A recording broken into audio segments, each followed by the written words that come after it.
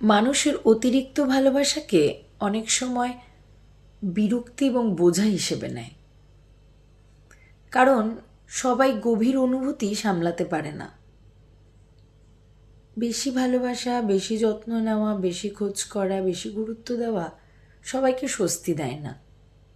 কারো কারোর ক্ষেত্রে এটা খুব চাপ হয়ে দাঁড়ায়। এতে ভালোবাসার দোষ না, এটা গ্রহণ করার সামর্থ্যের অভাব।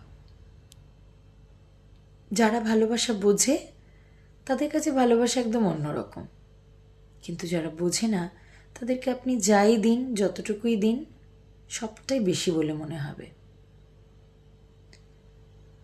ভালোবাসা কোনো অপরাধ নয়, কিন্তু ভুল জায়গায় ভুল মানুষকে ভালোবেসে নিজের ক্ষতি করবেন না, এটা খুব কষ্টদায়ক।